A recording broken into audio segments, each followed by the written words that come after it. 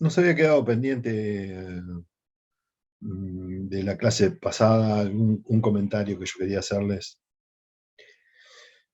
eh, sobre una de las fuentes que teníamos que abordar la clase pasada, que era la de las memorias, algo de las memorias de Tomás de Iriarte, ¿se acuerdan? Y bueno, eh, les comento en todo caso rápidamente algo de estas memorias. Y se acuerdan también que les dije que digamos, el interés de esta fuente radicaba básicamente porque yo pensaba que era un chusmo el general Iriart. Pero en rigor, digamos, esto que expreso así, de esta manera, eh, fue un personaje del poder, digamos, que estuvo, digamos, manejando la política junto con, por supuesto, no solo, eh, en un, vamos a decirlo así, en un nivel más secundario, ¿me explico? Que podríamos caracterizar como todos aquellos que estuvieron, que pasaron, por ejemplo, que fueron completamente ignotos o que no relucieron, no resaltaron por algún motivo, por la Cámara de Representantes, por ejemplo, ¿no? Por la Sala de Representantes. Este fue un personaje que estuvo también en la Cámara de Representantes, formó parte, por eso decía que formó parte, digamos, de la cocina del poder y además, obviamente, con una trayectoria militar muy importante. También general, soldado de las Fuerzas Libertadoras, etcétera, etcétera. En esta época vamos a encontrar a que todos los militares estuvieron en el ejército sanmartiniano, y si no con Belgrano, y si no con Alvear, pero con alguno estuvieron seguro, ¿no? Las Fuerzas Libertadoras. Y después de ahí es que emergieron todas las fuerzas y los ejércitos provinciales, ¿no es cierto? Muchos de estos soldados, obviamente, eh, crearon después los ejércitos provinciales, al servicio de a lo mejor alguno de los caudillos, no siendo ellos los caudillos, por eso les decía segundo, como en un segundo plano, en un segundo nivel. Pero a veces estos personajes nos dicen mucho de cómo era la práctica política, de cómo se hacía, digamos, y nos muestran una perspectiva diferente que a veces nosotros tenemos como hasta, yo creo que a esta altura del partido, ninguno de ustedes va a idealizar la política, ¿no es cierto? O sea, quiero decir, la política práctica no la podemos idealizar, ya sabemos que no es ideal, a eso me refiero. Nosotros podemos pensar siempre, sí, y yo lo hago también, obviamente, en términos de ideales, ¿no es cierto? Es decir, yo pienso la política en términos ideales, no idealista, en términos ideales. Es decir, ¿qué pienso yo que puede ser lo mejor? Ahora, la práctica política ya sabemos que no, que está por ahí, puede estar más o menos alejada de ese ideal planteado. ¿Me sigue? ¿Y qué hace Iriarte? Nos cuenta justamente de esa interna, de ese interior de la política, que nos lleva a decir, bueno, sí, efectivamente la política no es ideal. ¿Y qué se habla, qué se dice, qué cuentan estos tipos? Bueno, lo primero que hago es decirles que esta partecita de la memoria de Iriarte está centrada durante el gobierno de Balcarce. O sea, que estamos hablando de 1832, perdón, sí, de 1832, 1833, ahí. Eh, Cuando obviamente todavía Rosas no había concretado todo su dominio, digamos, y tenía opositores dentro mismo del partido, digamos, federal porteño, ¿no es cierto? Volvemos a esas dos tendencias que había, los dorriguistas, bueno. Y él formaba parte, Iriarte formaba parte de los contrarios a Rosas. Y vean lo que dice, ¿no? Los liberales más adictos a Balcarce, es decir, los que estaban comprometidos con él, con este personaje, con Balcarce, tengamos en cuenta que, vuelvo al punto, ¿no? Balcarce tenía todo un prestigio militar. El prestigio político por ahí se lo tenía que ganar ahora, era el momento de ganárselo. Era un personaje joven por entonces y además tenía lazos de amistad y parentesco con gente del poder, incluyéndolo al propio Rosas. Entonces, ¿qué va a decir este tipo? Dice, los liberales, adictos a Balcarce. Ya cuando dice liberales, tenemos que preguntarnos qué significa para él el término liberal. Es decir, para Iriarte, ¿qué era ser liberal? Y más relacionados con él, adictos a Balcarce y más relacionados con él, pugnábamos diariamente contra sus inconsecuencias. Ya directamente lo mató. O sea, él era uno de los personajes más adictos a Balcarce, pero de entrada nomás lo dice, pero era un inconsecuente total. Había que luchar, digamos, contra sus inconsecuencias. O sea que, personaje contradictorio. Hasta ahora diría esto, ¿no? Decía esto. Adhería a cuanta medida benéfica, miren lo que dice, adhería a cuanta medida benéfica se le proponía, y todas tenían por objeto su emancipación y el progreso de la buena causa. Adhería, pero sus ministros, Massa y García Zúñiga, lo sorprendían y le hacían firmar decretos en contraposición con nuestros consejos. Un gobernador que se supone ha llegado, digamos, con cierto poder, ¿no es cierto? Lo han apoyado, lo apoya una de las listas federales. Bueno, vemos que su práctica, digamos, según Iriarte, era un inconsecuente total. Les proponían las cosas, a todos les decía que sí, pero después los ministros le hacían firmar otra cosa. Los ministros le hacían, o sea, de una persona bastante lábil, ¿no es cierto?, desde el punto de vista de la toma de decisiones. El mal venía de su nombramiento al ministerio, pero una vez colocados en él, por la elección del mismo Balcarce, o sea, de estos ministros, ¿no es cierto?, este no tenía energía suficiente para deshacerse de ellas. Era por el miedo cerval que le infundía Rosas, aún desde las lontananzas del desierto. ¿Se acuerdan del rebenque? De la carta que yo les conté y del rebenque.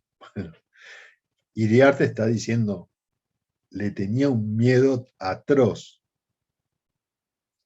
Y entonces acá tenemos que saber que dos cosas.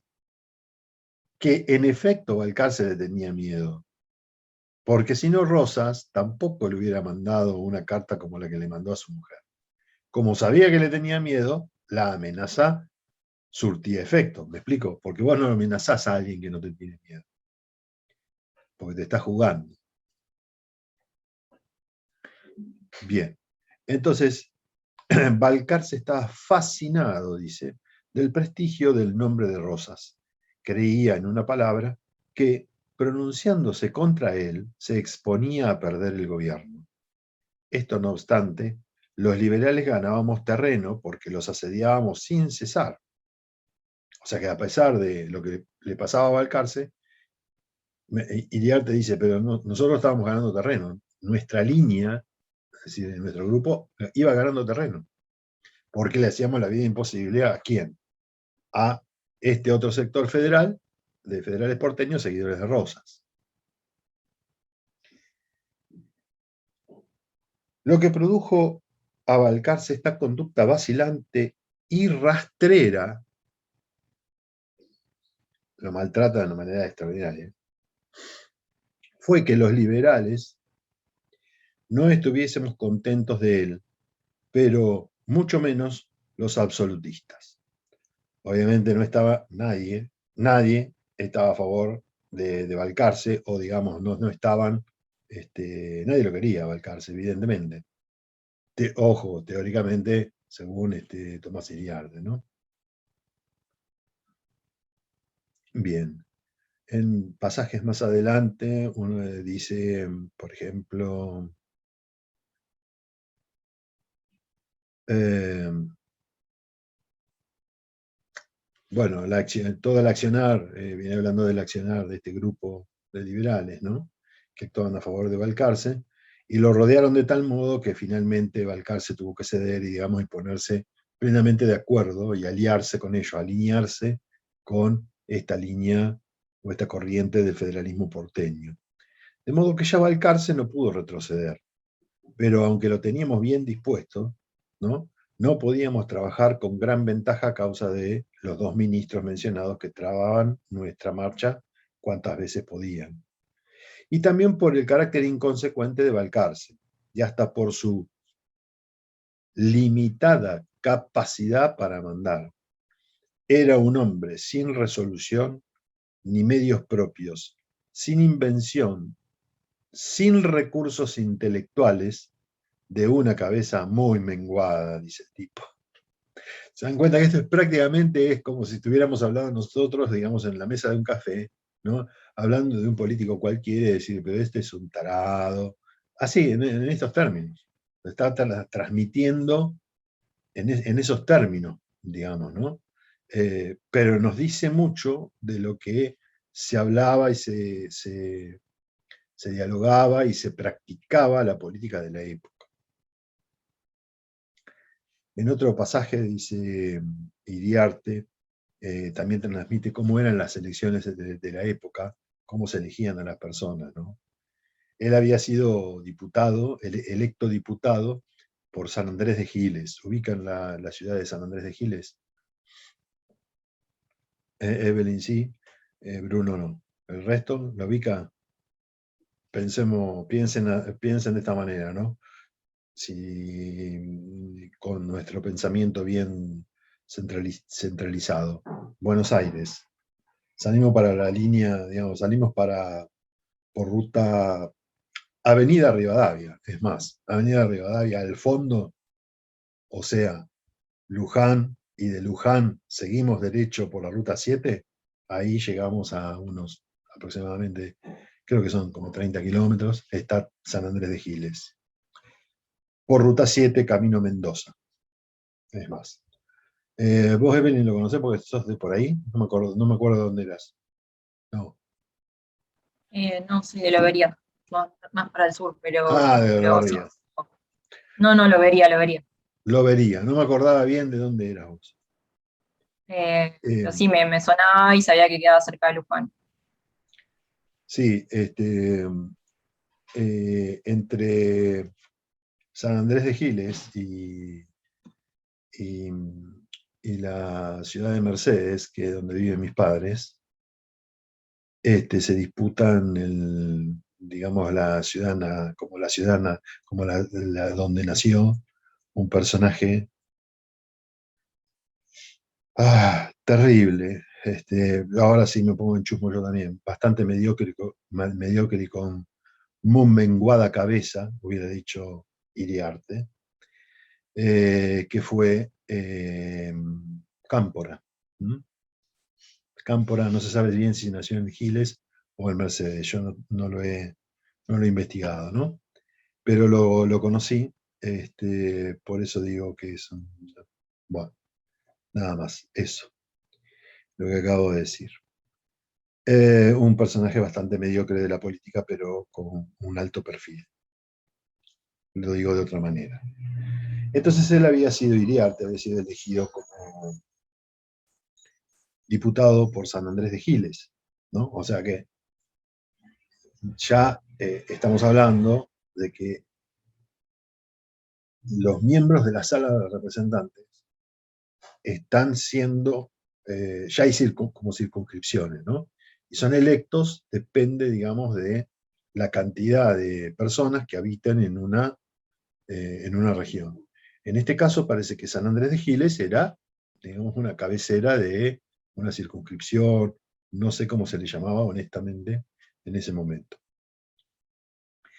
Pero dice Iriarte que no tenía ni la más remota idea, pero así, porque no conocía nada de San Andrés de Giles, ni siquiera conocía a una persona, no conocía a ningún vecino de la zona. Lo eligieron representante por esa ciudad sin conocer, sin tener idea de ni dónde estaba San Andrés de Giles, no sabía nada. Pero él se franquea, lo dice así. Y entonces, ¿para qué lo plantea? Para decirnos esto.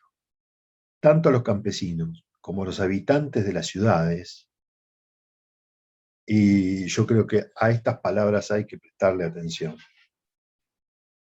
concurrían a votar sin conocer a quienes votaban.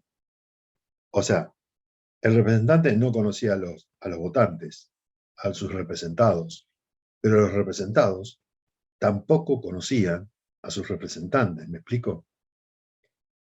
Y observen esta frase. Por supuesto que todo esto que yo estoy planteando es discutible, es para indagar. ¿Por qué? Porque ha habido ya varios avances en este sentido que nos hablan de los sectores populares, de la politización de los sectores populares, de las masas, etcétera, etcétera. Bueno, presten atención a esta frase. Dice, son instrumentos ciegos de sus patrones.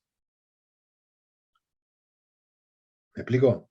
Son instrumentos ciegos de sus patrones.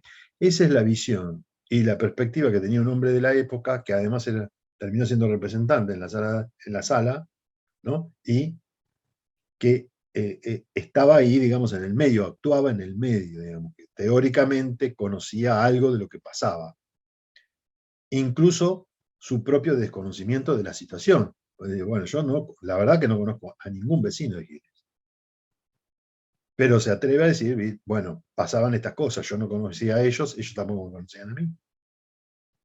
No había forma de llegar, no había, era otra la situación. Bien. Y obviamente se votaban también a los electores que además iban a elegir al gobernador después. Y ese acto es la raíz del sistema representativo, decía Iriarte, ¿no? La elección directa, el único en que el pueblo asume, aunque momentáneamente, sus atribuciones y derechos soberanos. Esa era la mejor, digamos. Cuando había una votación absolutamente directa, ¿no? Todo es, pues, farsa y ficción entre los hombres, decía él sobre cómo estaban planteadas las cosas en ese momento. La base sobre que edifican es siempre falsa y deleznable. Balcarce, sin duda, por no malquistarse con Rosas, no me había reintegrado con mi antiguo destino de comandante general de artillería. Yo tampoco hice la menor gestión, de modo que, como me encontraba en inactividad y sin ocupación, acepté con gusto el cargo de representante, porque me proporcionaba la ocasión de no ser un enemigo pasivo de Rosas. Fíjese la sinceridad con la que planteaba las cosas este señor, ¿no? Dice, bueno, no me restituyeron mando. O sea, yo era capitán de comandante de general de artillería y no me devolvieron el puesto. Pero está bien, me callé la boca, pero de todas maneras quedó resentido, porque no hay peor cosa para un comandante que ha manejado tropa, que se dice así, que quedarse sin ella. ¿Me explico? Que no darle nada, porque teóricamente perdía poder. En la actualidad pasa más o menos lo mismo. Ahora, se cayó la boca y, como estaba sin inactividad y le ofrecieron el cargo, con gusto lo aceptó. O sea, posiblemente no tuviera nada que ver, y como él mismo dice, ni siquiera conocía el lugar o las personas a quienes iba a representar. Pero de todas maneras, eso no fue óbice para rechazar el cargo, ¿no es cierto? ¿Por qué? Porque en el fondo él era un enemigo de Rosas y desde la sala de representantes podía seguir hostigándolo. ¿Se dan cuenta, no? Es decir, cuáles eran los objetivos. Digo, si yo tuviera que sacar de acá cuáles eran las intenciones políticas, ¿no? Si tuviera que pensar en términos ideales que era un personaje que actuaba en política, se supone que para el bien del conjunto, no puedo obtener nada de todo esto. Es, digamos, todo lo contrario a lo que yo podría suponer un ideal de político. Bueno, en este caso, a mediados del siglo XIX, ¿no? Por ahí. Bueno, y hay algunas otras cosas más. Menciona mucho más, por supuesto, muchísimo más. Me lo menciona, por ejemplo, a un general menos conocido, el general Olazábal, ¿no? Bueno, que fíjense lo que plantea, ¿no? El general Olazábal, como ustedes saben, ahí Balcar se tambaleaba porque estuvo en un interregno de 3 gobernadores. Pero evidentemente Viamonte vino a cubrir un bache y no era el único pretendiente, digamos, al cargo de gobernador. Dice, apareció un pretendiente, el general Olazábal, que aspiraba a ser a todo trance gobernador de Buenos Aires, derribando en caso necesario a Balcarce. ¿Mm? Y Olazábal empezó a emplear medios vedados, incompatibles con la dignidad de la causa, porque abogaba, 2 puntos, fomentó la licencia de la prensa, hizo que ésta sacase a luz hasta las miserias privadas de sus enemigos. A esta parte que está mencionando Iriarte sobre Olazábal, también hace referencia a Rosas, cuando dice que sus enemigos le sacaban los trapitos al sol, incluyendo, digamos, las cuestiones de alcoba, ¿no? O sea, que hasta las cuestiones más privadas de los seres de estos personajes salían a luz para, por supuesto, enchastrarlo, ¿cierto? Y Olazábal fue uno de los que justamente hizo esto que señalaba Rosas y que acá lo corroboramos con Iriarte. Estos, por su parte, emplearon las mismas armas, es decir, los rosistas. Y los agraviados se pronunciaron despectivamente contra el partido que los deprimía y ultrajaba. Las familias entraron, como era natural, a la parte de los rencores por la humillación de sus deudos, y la sociedad toda se encontró fraccionada en 2 bandos opuestos. Bueno, y ahí habla de la venganza personal contra Rosas, las venganzas personales que movían incluso a los ciudadanos, de uno y de otro lado.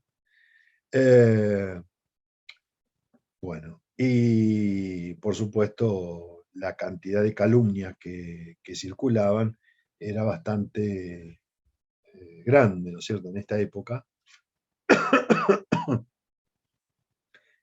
Y una cosa que llega a ser realmente tremenda, digamos, como testimonio de época, dice que las aspiraciones desmesuradas de Olazábal tenían un fundamento que, por supuesto, era un personaje sin luces, por completo sin luces, lo maltrata en ese sentido, tenía un fundamento porque Olazábal era un alcohólico, era un borracho empedernido.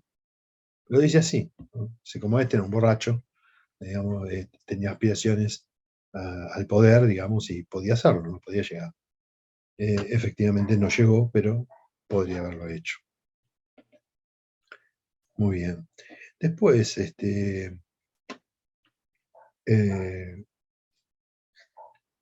bueno, también después habla incluso de la popularidad del propio Rosas.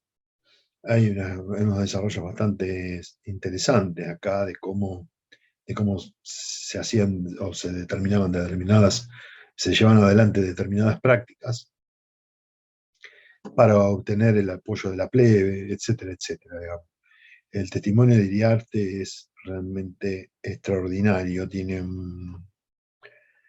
digamos, se ocupó de tantas, pero tantas cosas, de tantas cuestiones, imagínense que escribió un montón, hay muchos tomos, varios tomos, se los comenté, de manera tal que, bueno, realmente habría que encararlo con otros ojos, de manera sistemática, a este testimonio que es muy rico en estos detalles, ¿no es cierto?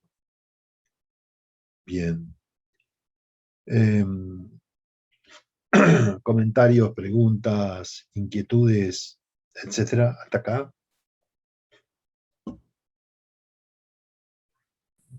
Yo quería preguntar, ¿puede ser que, no lo dice, pero que el Balcarce le firme las cosas a Massa porque justamente Massa era un hombre de Rosas o estaba más tirado para su lado?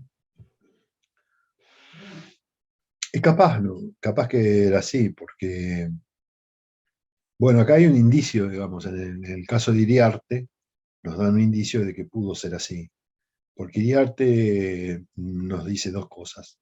Primero nos habla de la influencia de estos dos personajes, uno de Massa, que con el tiempo lo vamos a ver actuar justamente mucho más a favor de Rosas, ¿no? Llevando adelante una serie de acciones, diría yo, trascendentales para el mismo gobernador, para Rosas.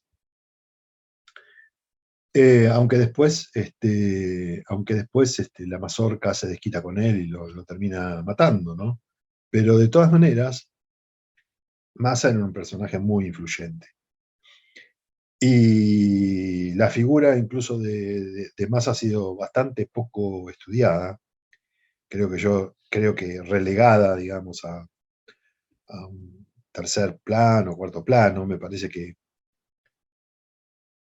no sé, amerita, digamos, o sea, se hacen muchísimas biografías, por ejemplo, ¿no?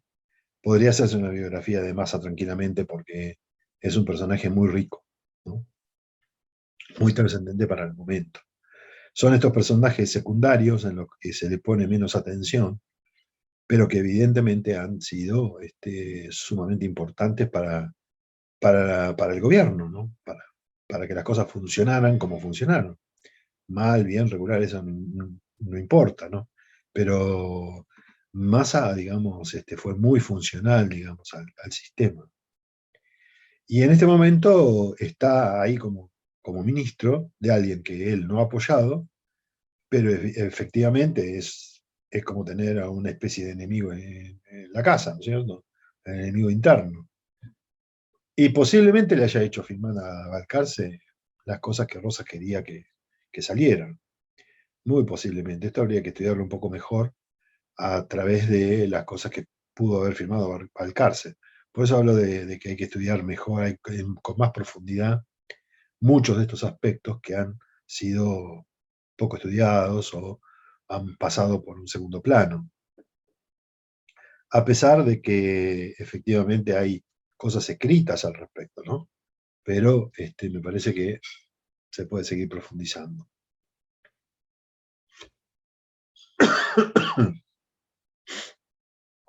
¿Algo más?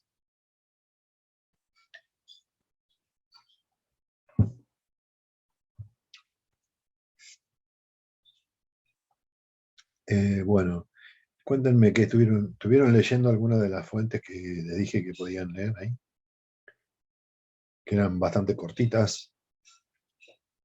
Bueno, antes vamos a cortar, ¿no? Pero les dejo picando la pregunta. Básicamente, de lo que les estuvieron mirando ahí, cuéntenme un poquitito de qué se tratan, digamos, de qué están hablando cuando hablan. O sea, en general, ¿a qué se refieren? ¿Qué le podemos sacar, digamos, a esas fuentes en limpio, en el marco y en el contexto de esto que decíamos, digamos, bueno, sería como el momento en el cual podemos observar esa tendencia, digamos, hacia los aspectos civilizatorios que por ahí pudieron justificar o, sí, justificar de alguna manera algunos de los conflictos violentos incluso que se dieron en la época. ¿Ok? Les había dejado la pregunta picando. Si alguien quiere responder, quiere tomar la palabra. Yo leí el de Mitre y el de Sarmiento. ¿Y? ¿De qué Creo que trata? es como que, o sea, están como medio debatiéndose, ¿no? No entendí muy bien el contexto, porque remarca mucho lo de Chivilcoy y estoy medio como perdida en eso del contexto. Sí, los dos visitan Chivilcoy y es un discurso, cada uno, el de cada uno, dado justamente en este pueblo de Chivilcoy, hoy ciudad pujante, importante, del oeste de la provincia de Buenos Aires, que está, ese no está sobre la ruta 7, está sobre la ruta 5, justamente del oeste, pero sobre la ruta 5. Que ustedes deben saber que justamente el corredor del oeste, o sea, yo no es que les estoy diciendo, a ver si conocen y qué sé yo, simplemente por un conocimiento enciclopedista, me explico, a ver, conocemos la geografía. No es por eso. Es sencillamente porque sabiendo dónde están ubicados algunos pueblos, nos damos cuenta de dónde se estaba radicando la gente, las personas. Después nos explicamos por qué, digamos, hay determinada densidad demográfica en algún lugar y no en el otro. Vamos a decir, pero ¿por qué había gente ahí y no en otro lugar? Bueno, precisamente ahora debe haber alguna otra razón. ¿Cuál es la razón? Es que Porque lleva el ferrocarril. sí, pero antes de llegar al ferrocarril. La razón fundamental por la cual la ruta 5 y la ruta 7, ese corredor del oeste es tan importante, es porque están las tierras más feraces de la provincia de Buenos Aires. ¿Sí? Es, ¿cómo decirlo? Eh, por ejemplo, en el caso de toda la zona de Bahía Blanca, Punta Alta, etcétera, etcétera, que Evelyn conoce, si nosotros vamos para allá, vamos a ver que las tierras son bajas, se inundan muchas veces, ¿no? Hay varias lagunas también, es bastante árido el asunto. Todavía no es la pampa seca, pero está más o menos cercano, y tiene un régimen de lluvia bastante complicado, para la agricultura sobre todo, y además la capa de humus a lo mejor llega a un 50 centímetros. Si nosotros vamos a Chivilcoy, o a Pergamino, o al mismo Giles, vamos a encontrar capas de humo de hasta 1,5 metros de profundidad. ¿Me explico? Eso es algo inusitado. No existe existe en pocas partes del mundo. Nosotros tenemos esa particularidad dentro de la pampa húmeda, que yo no sé si decirlo así, pero que casi hasta que nos determina, nos ha determinado, digamos, un determinado patrón de desarrollo. No quiero decir que con esto que sea el mejor, estoy diciendo simplemente lo que existe, lo que tenemos. Después, ¿qué hacemos con eso? Es otra historia. Pero tenemos que saber por qué, digamos, por qué estas cosas, digamos, ocurrieron en esos lugares, ¿no? Por qué se fue el ferrocarril para ahí, etcétera, etcétera. Si no, no lo terminamos de entender. Chivilcoy. Y perdón, los discursos son los dos en el 68 por ahí, porque como que Sarmiento está por asumir y Mitre ya dejó de ser presidente o no, es ahí, ¿no? Exacto, justo eso. Uno que se está retirando, ya se retiró, y el otro que ya asumió, ¿no? Entonces, pero no por casualidad, digamos, los dos eligen ir a dar un discurso ahí a Chivilcoy.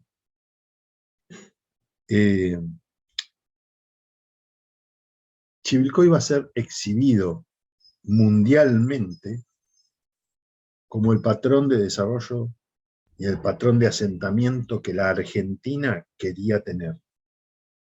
¿Sí? Es decir, un Estado que decía, bueno, nosotros queremos poblar. O sea, ¿recuerdan esa frase de Alberti? Que era, gobernar es poblar, ¿no es cierto? Bien. Influenciados por esa idea, pero por supuesto,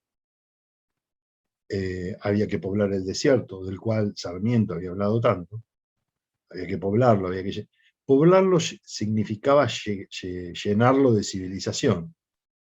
Y la civilización para Sarmiento era el progreso, el avance material, intelectual, conjunto de las personas. Piensen que entre Sarmiento y Alberdi había una diferencia bastante importante en el enfoque que le daba cada uno a la educación, ¿no? Es decir, ¿lo hablamos a esto? No. Hay dos fuentes para ver esto. Una es Educación Popular, de Sarmiento, Educación Popular, y la otra, y de Sarmiento también es la Educación Pública. Tiene dos escritos Sarmiento, el más extenso de Educación Popular, que es el primero, y la Educación Pública también, ¿no? Después. Y para verlo para ver lo que planteaba Alberdi, hay varios escritos, entre ellos están las bases que después van a entrar dentro de lo que es la Constitución Nacional del 53. Pero en las bases, Sarmiento nos habla también de educación, Alberdi, perdón, nos habla también de educación. Y ahí vemos los dos enfoques, que son diferentes, digamos, de cómo debe llevarse adelante, digamos, la educación. ¿Por qué les traigo a colación este asunto de la educación? Es porque en Sarmiento vamos a ver, digamos, esa visión totalizadora, global, eso que yo les dije en algún momento, me parece, digamos, que acá había para criticar, para lo que sea, ¿no? Pero había un proyecto, me explico, un proyecto de nación, de conformación de un Estado nacional, con una perspectiva particular, con perfiles particulares, ¿no? Pero definidos, concretos, quiero decir, a eso me refiero. Entonces, pero no estaban, digamos, no era carente de ideología, no es que no tenían consigo ninguna idea, sino que era una cuestión eminentemente material y nada más. Alberdi, en las bases, ¿qué propone? Dice, bueno, en lo inmediato lo que nosotros tenemos que hacer es formar no a un ciudadano moderno, sino a un pre-ciudadano, si se quiere, un ciudadano que no está totalmente formado, pero que no sea funcional, digamos, al sistema que estamos implementando. ¿Cuál es ese sistema? Bueno, ya sabemos que es un sistema, tiene que ser un sistema centralista, esto ya aparece en el 53. En el 52, mejor dicho, porque las bases son anteriores. Entonces, dice, bueno, acá necesitamos formar un ciudadano funcional, digamos, que rápidamente asuma la necesidad de que debe trabajarse y ponerse al servicio del trabajo del sistema, punto. Entonces, se irá más bien por la educación técnica, la educación práctica, la educación de las mujeres prácticamente ni se menciona, y va directamente a esto, ¿no? Es decir, una vez que esta gente, digamos, esté toda inserta en el sistema, dirá Alberdi, que tenga su trabajo, que cada uno de ellos se inserte dentro de las municipalidades, los municipios. La primera ley de municipalidades en la provincia de Buenos Aires está fuertemente influenciada por Alberdi y Echeverría. El municipalismo emerge de estos dos personajes y también apuntan a formar a un ciudadano de manera práctica. Si el ciudadano, ¿cómo se va a formar? El ciudadano democrático, republicano, moderno. A partir de una práctica. Enseñanza práctica, funcional, digamos, al sistema para trabajar. O sea, hay que enseñarle al tipo cómo manejar un arado, por ejemplo. ¿Me explico? Hay que enseñarle a los tipos cómo hacer las herraduras para los caballos de tiro. Ahí tenemos una enseñanza práctica que es funcional al sistema, en tanto y en cuanto se aprendan estas cosas, estos oficios, van a estar insertos porque de todo eso se necesita. ¿Sí? Y entonces, acompañando esto, ¿qué vamos a hacer?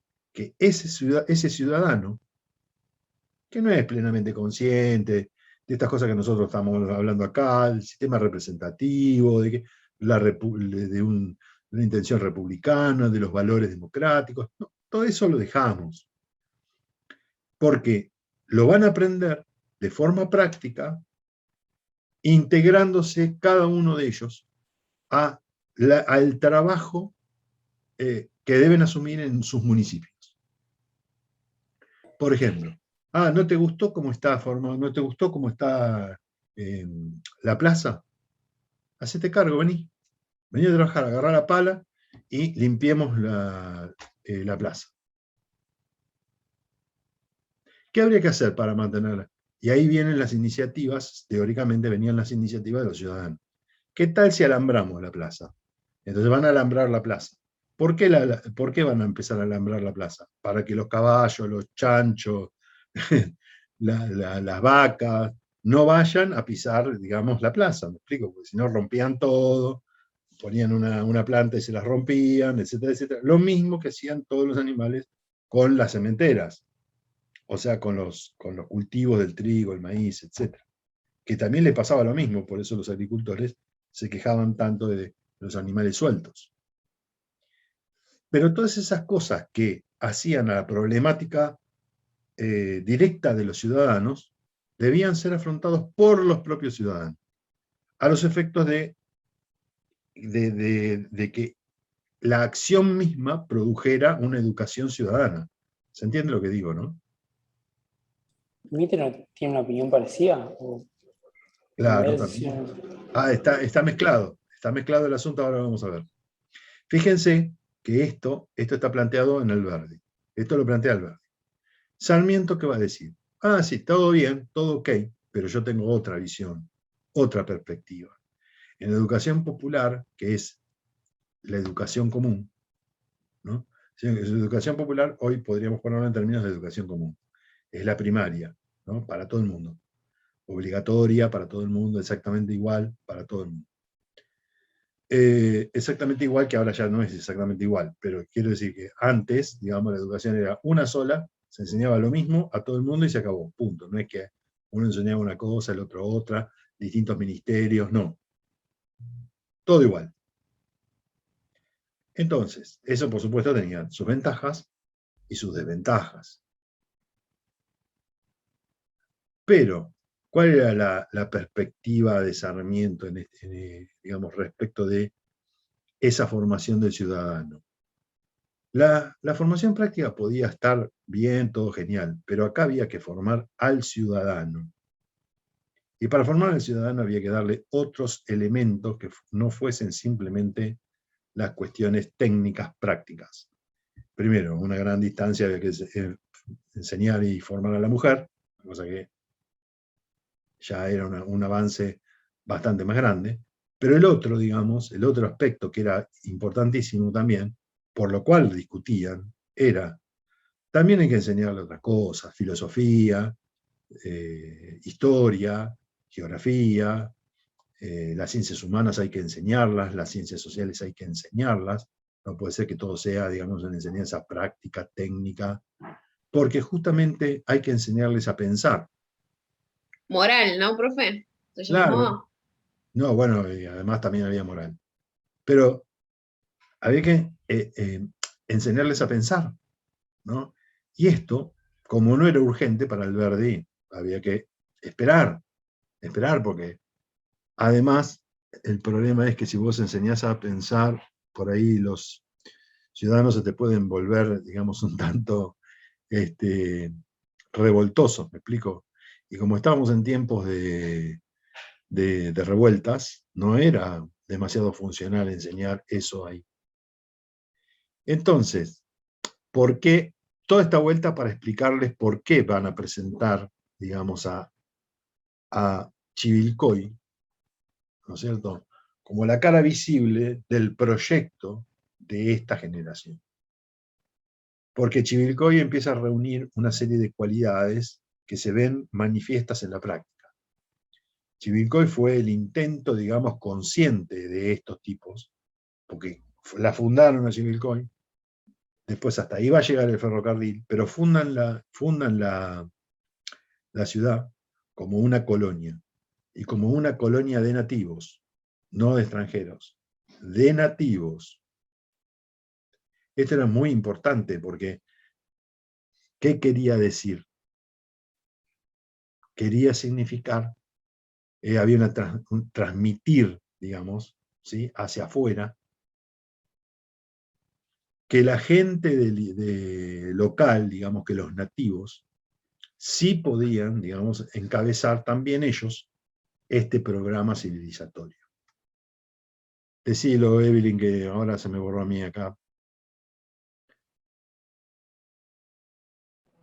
Cuando leí el documento, me quedé ahí como pensando, porque Sarmiento lo menciona, después nada, googleé Chivilcoy y me puse a mirar un poco ahí en Wikipedia a ver qué decía del tema del trazado, como que están inspirados en Baltimore, no me acuerdo qué ciudad o qué lugar, donde supuestamente tienen como, no sé, como las parcelas como divididas de manera como iguales, pero no entendí muy bien, por eso quería preguntar.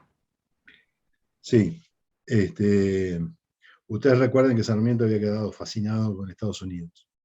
Había ido de visita allá, había quedado fascinado con en varios aspectos, digamos, del desarrollo que había tenido Estados Unidos en los últimos tiempos.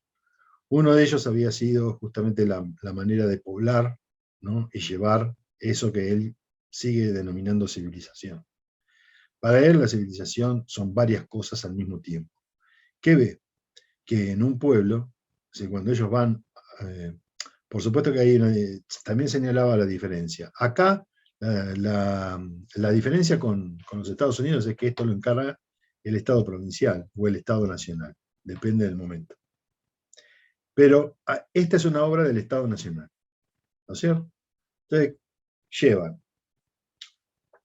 dicen, vamos a emplazar un pueblo con determinadas funciones, digamos, el trazado de la ciudad, lo que generalmente nos manifiesta cuando lo vemos, desde arriba, si fuésemos arquitectos y urbanistas, ¿no es cierto?, veríamos el trazado desde arriba y diríamos, miren, acá están las funciones de la ciudad.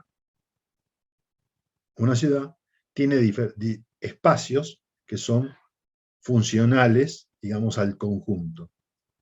Y esos espacios funcionales están caracterizados según, digamos, las profesiones, los servicios, los lugares de descanso, los lugares de recreación que cada una de las ciudades tiene, incluyendo también, por supuesto, los espacios comerciales y los espacios de producción. Para la época había que respetar algunos de estos espacios que eran fundamentales, eran vitales, como por ejemplo los espacios de producción para el abasto y el consumo de las personas que lo habitaban, como podían ser, por ejemplo, la producción de verduras, hortalizas, frutas, etc. ¿Está bien? Por lo tanto, cuando nosotros vemos, digamos, el espacio, digamos, de la ciudad, y nos podríamos preguntarnos, bueno, ¿y dónde están el espacio de la producción semi-rural, digamos, o de quintas, hoy diríamos de quintas? Bueno, la vamos a encontrar, digamos, en la periferia de la ciudad, no en el centro, obviamente. Y a diferencia de esto, en el centro que vamos a encontrar, y el área fundamental de las autoridades y los servicios. A medida que nos vamos corriendo del centro hacia la periferia, vamos a ver que los espacios, los lotes de las cuadras, etc., van a ser más grandes, ¿no? De los más chiquititos se van a ir ampliando, van a ir haciendo los más grandes, y por supuesto van a estar delimitadas las áreas también que funcionan como dormitorios, es decir, las áreas de descanso nocturno. Es particularmente, diría yo, en el caso de nuestro, llamativo cuando encontramos áreas de esparcimiento, por ejemplo, acotadas, señaladas en un lugar, ¿no? Por ejemplo, si ustedes ven es frecuente verlo, digamos, en el diseño de las ciudades jardines como La Plata, ¿no? Y otras. Pero también, por ejemplo, podrían ver, para observar una cosa muy distinta, el plano de la ciudad de Torkins, por ejemplo, que está yendo de acá hacia el sur, pasando la Sierra de la Ventana. Uno cruza la Sierra de la Ventana y se choca con Torkins. Ahí está Torkins. Torkins es una ciudad relativamente chica, pero que está pensada y diseñada por extranjeros. Torkins tenía un pasado, digamos, belga, relacionado con los belgas y con los alemanes. Fue una colonia suiza, alemana, belga, de todo un poco. Después se llenó, por supuesto, de italianos y españoles, pero quiero decir que originariamente estuvo pensada, digamos, como una especie de nueva Suiza. ¿Me explico? ¿Por qué? Porque el paisaje montañoso, nevado, porque ahí había nieve, ahora ya no hay más, ¿no? O poca, de vez en cuando nieva, pero antes era frecuente, todos los años nevaba.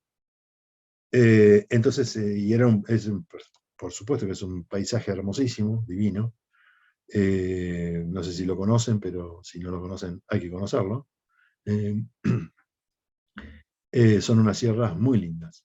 Y bueno, estaba a la vera al pie de las montañas, estaba esta ciudad.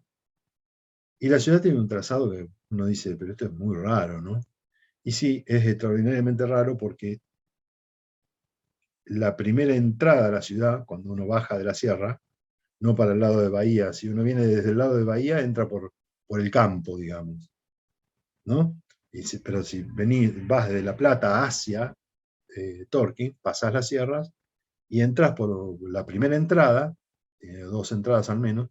Esta primera entrada, te chocas directamente, cuando entras te chocas con el cementerio. Lo primero que hay es el cementerio. Y una calle que divide, digamos, los lotes de descanso, digamos, de la misma ciudad. Ahora, si vos seguís por esa calle, que es una gran avenida, vas a encontrar al lado del cementerio áreas de esparcimientos, ¿no? De juegos, espacios municipales. Estaba diseñado, no existe por supuesto, pero digo, estaba pensado, el hipódromo, el teatro municipal, todas las áreas de recreación, las canchas, de pelota paleta, de fútbol, etcétera, etcétera. Todas las áreas de esparcimiento en un costado, como en un costadito, ¿no es cierto? Y entonces, esa calle dividía esta gran área de la ciudad, que es una ciudad jardín, que si lo hubieran respetado es una ciudad bellísima, con unas avenidas enormes, anchísimas, troncales, una plaza, bueno, ahora ya es una plaza Kitsch, porque tiene de todo un poco, tiene hasta un tótem, cualquier cosa tiene esa plaza. Es un refrito de un montón de cosas, un lago, cualquier cosa. Pero no importa, es muy, muy simpática, ¿no? Es muy simpática. Y, digamos, acá viene también una cosa muy interesante, que es, si esta avenida tenía sobre esta mano toda la área de servicio, en el medio estaba toda la ciudad, que había del otro lado. Porque la ciudad está contenida entre esta, como una barrera, digamos, ¿no? Y otra barrera, otra gran barrera, que es el ferrocarril. Y detrás del ferrocarril, nada, campo. Es muy llamativa toda cómo lo armaron, ¿no es cierto? Con todos los espacios de servicio, todo muy, muy, muy prolijo. Bueno, ese es otro producto también de la época del siglo XIX, también de esta época, de esta generación, llamada así, de esta generación, ¿no? Que muestra algo diferente, ¿no?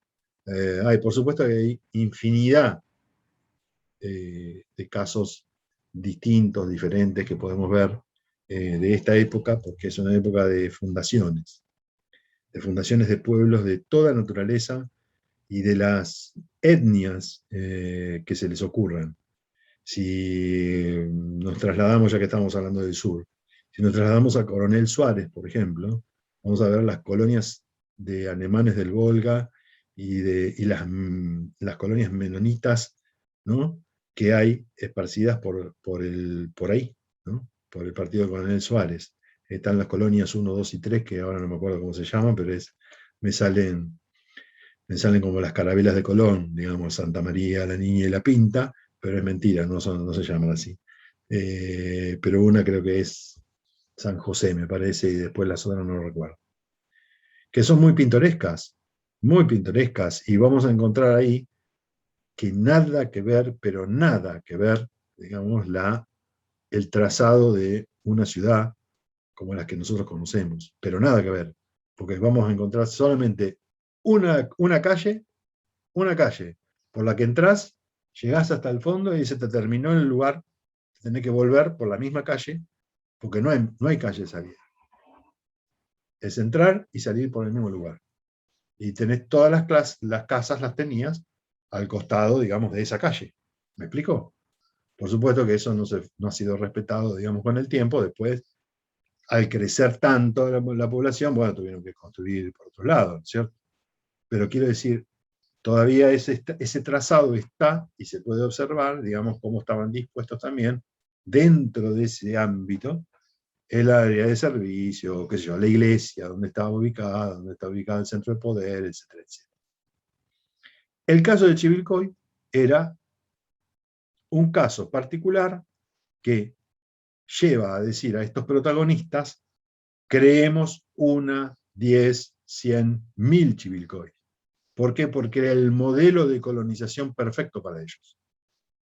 Se radicaba la población, se repartían los terrenos, se colonizaba, digamos, la tierra, se asentaba la población allí, se llevaba el ferrocarril, se establecían la iglesia, la policía, el municipio, la escuela.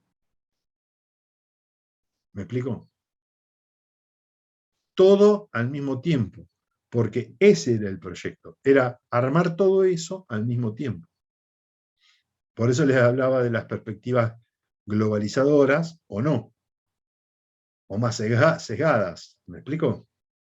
Y por supuesto, ahí tenían, en rigor, entre Mitre y Sarmiento tenían rencillas internas, producto de que uno terminó siendo el presidente, digamos, ¿no es cierto? Y medio que lo dejó de lado, nada más.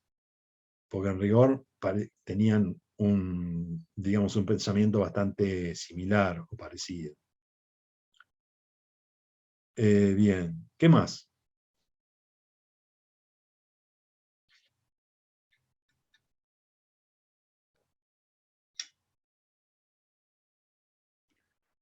¿Pueden decirme En algo mi más? caso yo leí el de Hernández y Mitre, que se titula Proyecto y Gobiernos Empresarios, pero lo que me pasó fue algo parecido a lo que comentaba Victoria antes, de que no terminé de entender bien la idea, porque como que va y viene. O sea, Mitre en un principio dice como que los gobiernos son malos empresarios, y después toma el ejemplo de Nueva York con Clinton como gobernador, y como que dice, bueno, miren lo que hizo este tipo, que estuvo buenísimo por el canal de Erie, creo que se llama, o algo así, como de una renta, que son los impuestos, digamos.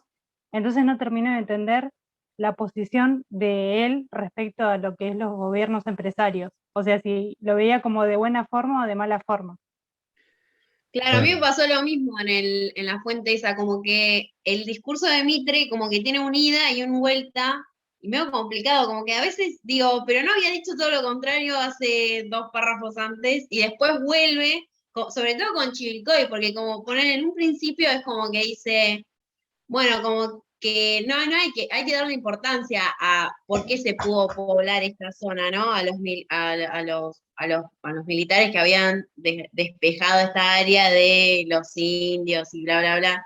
Como que no hay un reconocimiento de eso, también como que protesta. También dice que como que no va a salir ningún caudillo de este Chivilcoy. O sea, como que medio raro, no entendí muy bien lo de Mitre.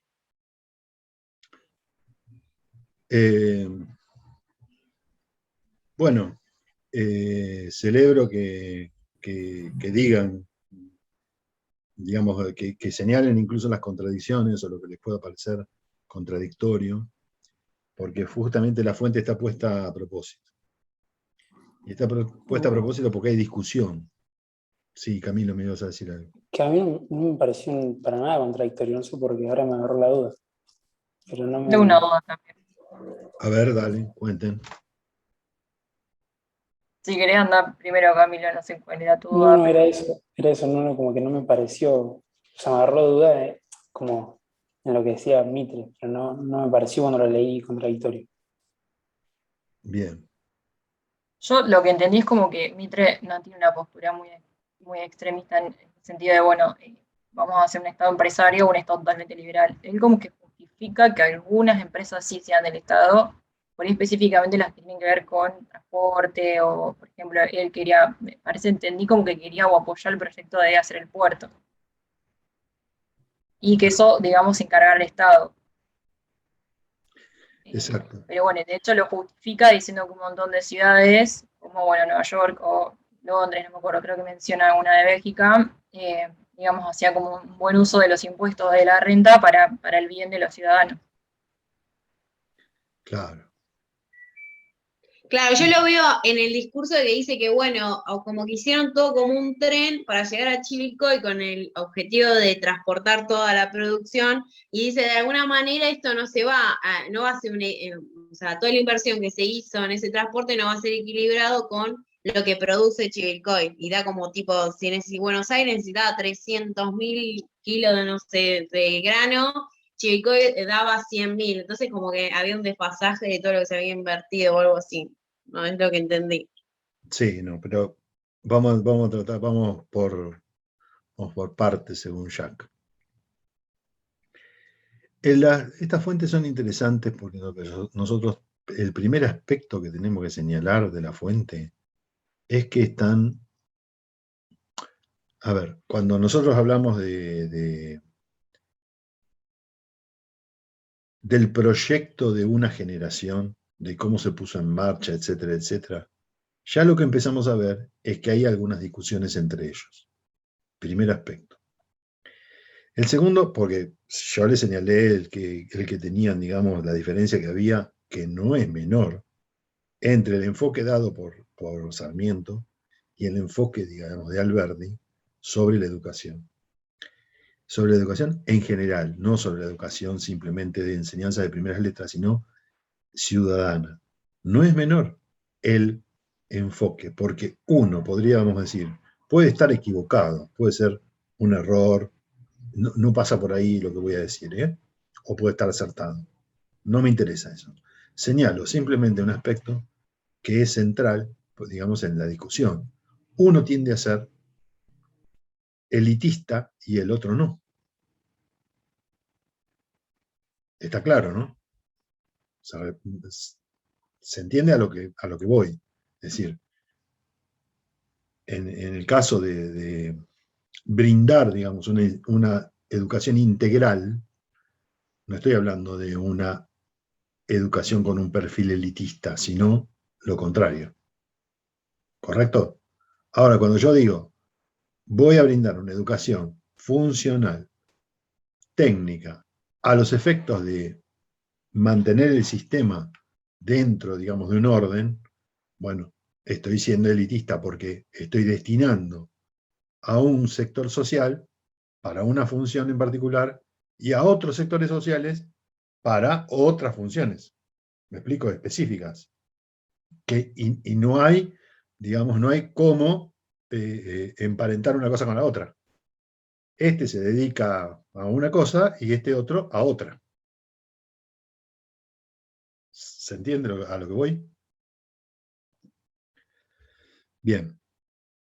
En este caso, vuelven a discutir. ¿Pero qué está en discusión? Porque los objetivos siguen siendo los mismos. Digamos, el proyecto civilizatorio entre esta élite que nosotros estamos explorando, porque es una élite, no hay vuelta que darle, es una élite letrada, que tiene cierto conocimiento, que ha viajado, que tiene conocimiento sobre otros países, que ha leído lo que ocurre en otros países, que lo ha experimentado, eh, tienen matices digamos, en la manera de encarar qué debe hacer un Estado, ¿no? Pero el proyecto lo tienen claro, digamos, saben cuál es el proyecto civilizatorio, en eso no discuten. ¿Cómo llegar? Puede ser la discusión. Y en ese sentido es que discuten ahora, en el caso, y a propósito, digamos, de un Chivilcoy o de las propuestas de formar, de encarar, digamos, de crear ferrocarriles, de ayornar los puertos, caminos, etcétera, etcétera, o empresas directamente se preguntan, digamos, qué debe hacer el Estado. Y acá emerge una discusión que es sumamente interesante y que dura, digamos, y perdura eternamente entre nosotros, porque todavía no hemos podido salir de ella. Y es, a ver si el Estado participa o no, digamos, de la producción, digamos, empresarial, ¿no?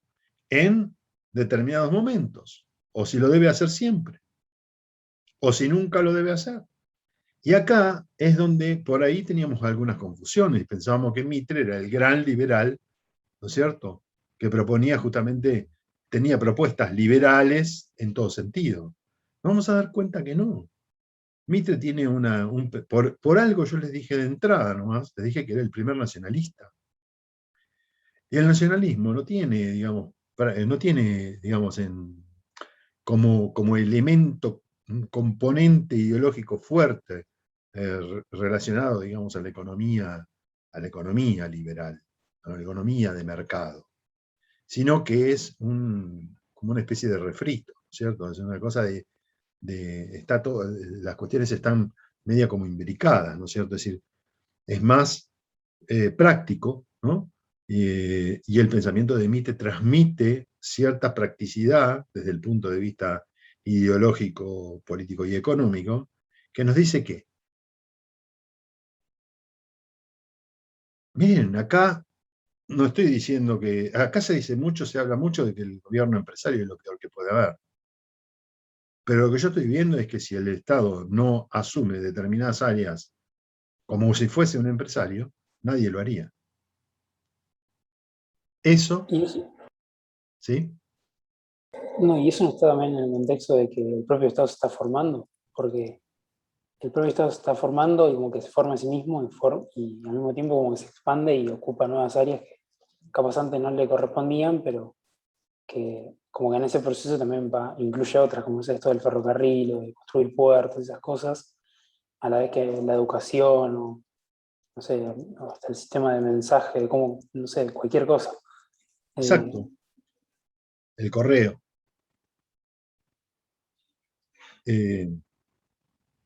Sí, el telégrafo, ¿no? Es decir, las iniciativas, acá hay algo que me parece que algunos de los hombres de la época ya advertían,